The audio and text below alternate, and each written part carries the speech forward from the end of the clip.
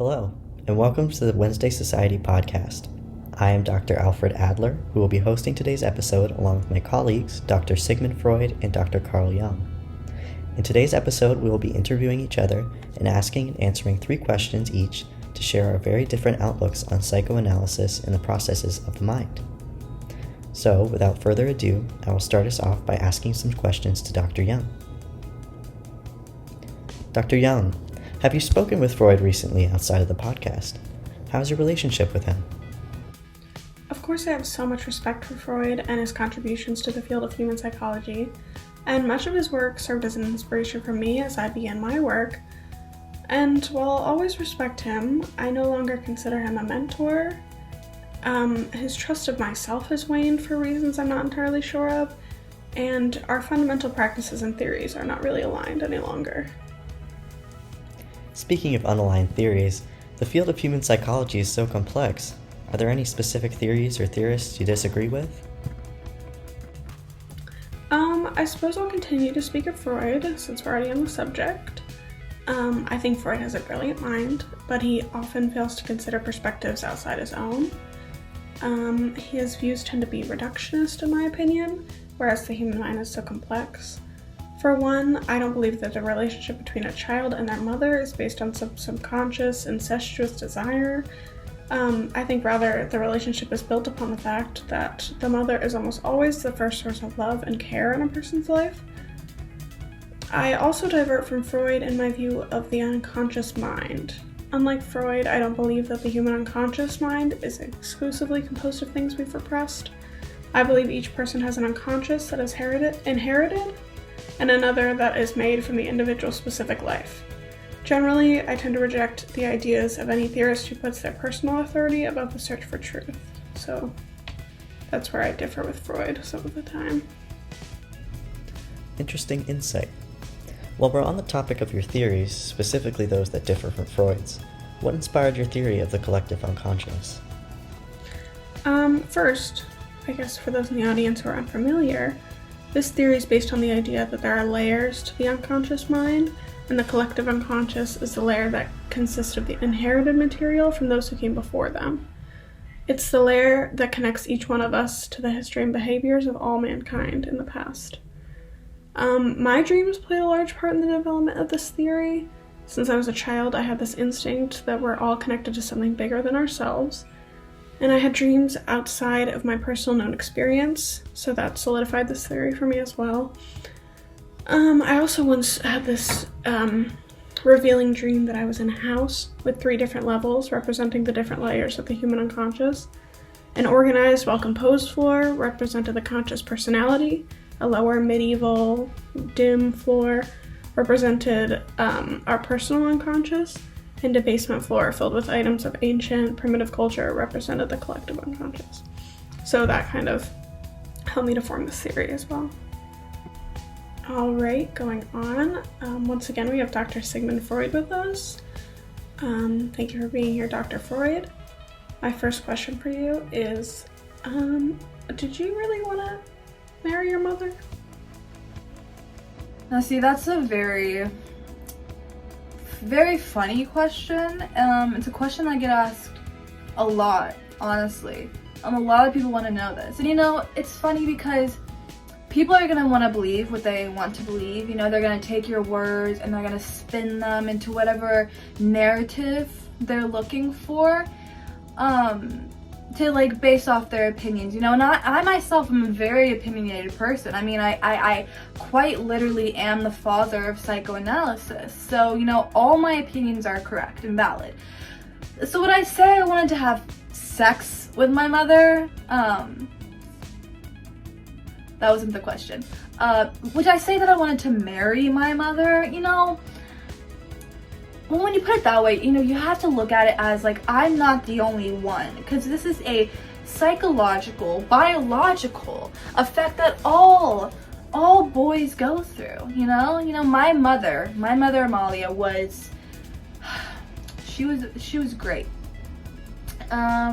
So did I love my mother? Sure. Did I see my father as competition? Yes. But to each their own. I wasn't the only one. This happens to everyone. All boys, respectively, to their mothers. And, all girls, respectively, to their father counterparts.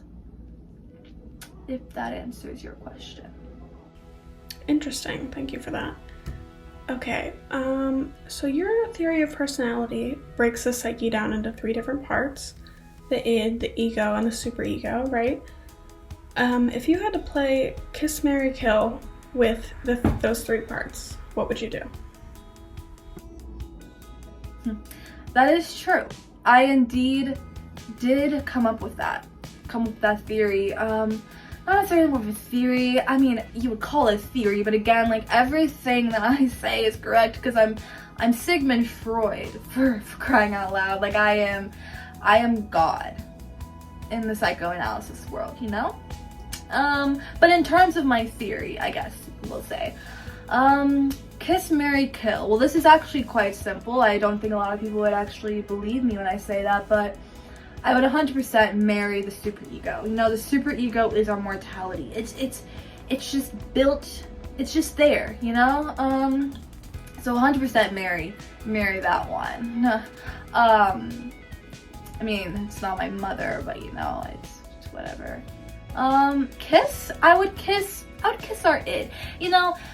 I feel like that's going to be really shocking to some people, but I would honestly kiss our id. Our instincts, we can't really live without them. So I think I'd kiss that one. And then, our ego is very important. Our reality is very important. But I could let her go. I mean, I don't want to, but I could, All right. I have one final question for you, and it's an important one. What is your favorite Taylor Swift album? Taylor Swift. Now I have a lot of opinions on this. I have a lot of opinions on Miss Taylor Swift. And I have a lot of opinions about all of the men.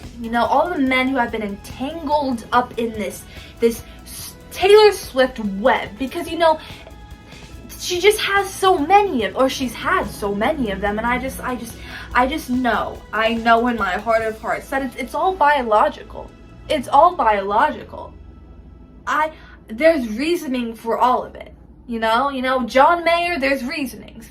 Jacob Black? That's not his name. Taylor Lautner, there's reasons for all of them. Harry Styles? That's the only one that I really like, actually. And Joe. But we're not gonna get into that. Jake Gyllenhaal? Don't even get me started. But it's all it's in our psyche. It all makes sense if you just listen. Okay, sorry. That wasn't the question you asked. My favorite Taylor Swift album. Folklore. Folklore would definitely be my favorite. And then if you want my top 3, I definitely say that. My second favorite is Debut. I love a good debut album. Taylor Swift by Taylor Swift gets me every time. And then I definitely say my third favorite is a tie between Red and Evermore. Fantastic. Okay, so now it's my turn to ask some questions to my dear friend of lesser importance, but nonetheless a dear friend of mine, Mr. Adler over here. So I have a few questions that I'd like to ask. For starters, what was your childhood like? Just explain that to me,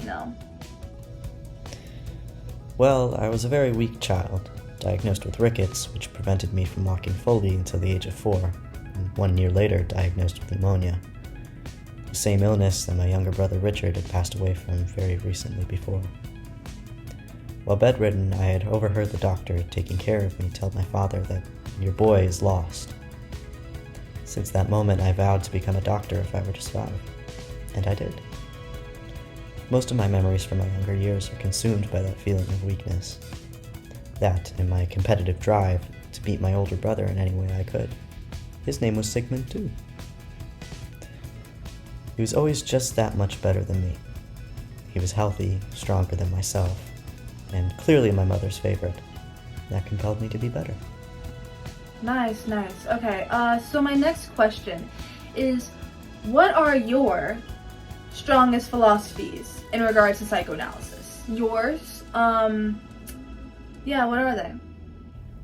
I believe in what is called individual psychology, meaning that each human is driven by their own feelings of inferiority.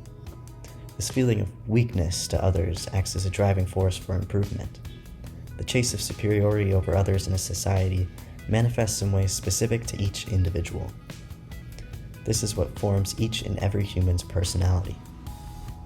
These manifestations, I believe, are also influenced by birth order. Brilliant. I'm really paving the way, you know?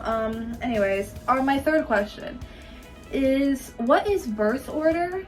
I mean, I feel like I know, but maybe our listeners don't. So what is birth order? What is birth order? Well, it's rather self-explanatory. I wasn't very creative in my naming strategy, I'll admit. But my theory of birth order states that anyone's given personality is formed in partiality by the order in which they're born into their family.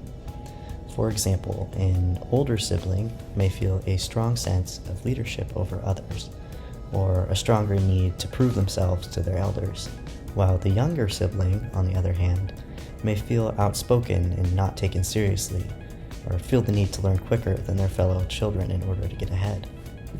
I myself was a second child in a family of 7 children total, and what I found from my experiences is that second children are more competitive, tend to be peacemakers among their families, people pleasers, and tend to develop abilities the older hasn't to gain attention. We're gonna go to commercial. So I hope you've enjoyed everything you've watched so far. Remember, my name is Sigmund Freud, if you're gonna click off this right now, which I don't think you should, but like if you are Sigmund Freud, Sigmund first name, last name Freud, aka father of psychoanalysis, aka quite literally the most important founder of all time, in my humbled opinion. I definitely think that my philosophies will and theories will last forever, because they will. And of course my counterparts are also here. So yeah, we'll be back in a little bit.